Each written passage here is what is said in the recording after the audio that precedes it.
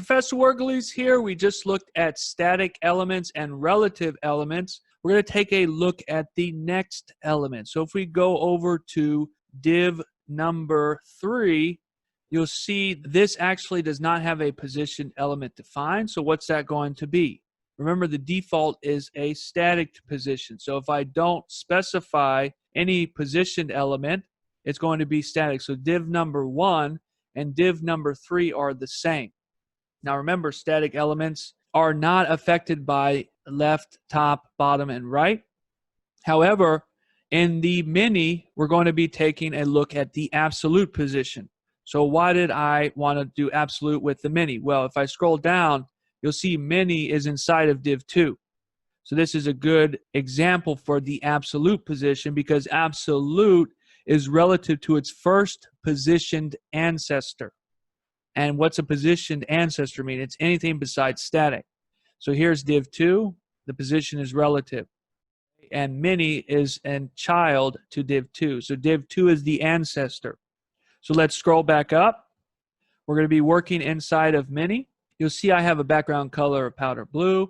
Height and width are 50 pixels. So let's first make it a positioned element. So if I do position absolute, you're not going to see anything take effect, because you're only going to see it if I do top, right, bottom, and left. So let's say I do top, 10 pixels. You'll see that's 10 pixels from the first ancestor element, which is going to be the red div. So it's going 10 pixels from the top of the red div.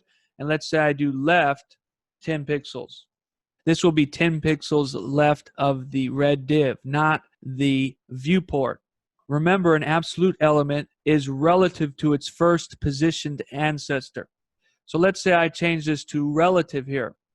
In this case, relative and absolute are going to be the same because this div is inside of div number 2. So its normal flow will naturally be over here anyway. So in this case, relative and absolute will be the same.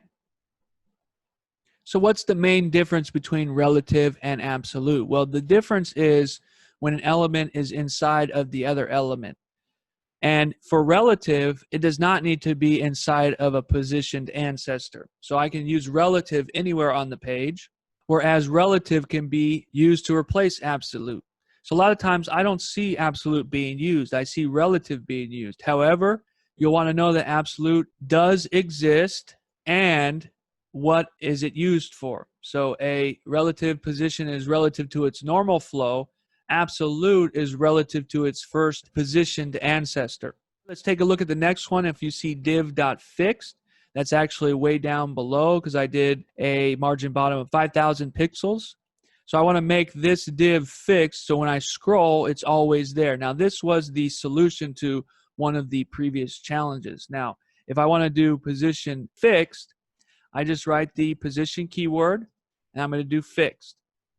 However, you're not going to see anything take effect until I define where to have that element fixed. In this case, I'm going to fix it to the bottom 0.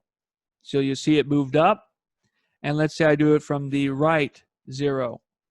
So it's going to be the bottom right corner. What's cool about this is when I scroll, you'll see that div stays there. So let's say you want to have an ad, or you want to put your logo on your business site, or let's say you want to have your contact information. As they're scrolling down, it's always there. You'd want to use position fixed. Now, one cool thing about positioned elements, especially with absolute, is it's relative to its first positioned element. So here you're going to see paragraph.middle. If I scroll down a little bit, I have a paragraph tag inside of this fixed div that has a class called middle. Now what I can do is actually use a positioned element to help me vertically align text. So let's say I do position absolute. This will work because the outside div is fixed. It's a positioned ancestor. And now I can say top 50%. And you're going to notice that it's going to be put in the middle. Now, right now, the paragraph tag is 50% from the top of the text. So it's not quite in the middle. I can move it to 40%, and you'll see it's more in the middle now. But if I put 50%, it's going to be in the middle based off the top of the paragraph tag. So usually 40% looks pretty good. Now that's a trick that I learned. Hopefully it will help you in the future. That's it for this subsection. We've looked at static positioned elements.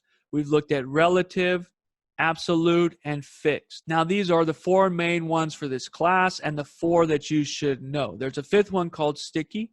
You may see that on a quiz question, but for an exam, I'm just going to make sure that you know the main 4, which are static, relative, absolute, and fixed. Make sure you know the differences between them and when I would use each positioned element and why. Stick with Professor Wergeleys. We're going to go back to the slides. We're going to learn some new concept, and we're going to get one step closer to making our complete application. We'll see you in the next video.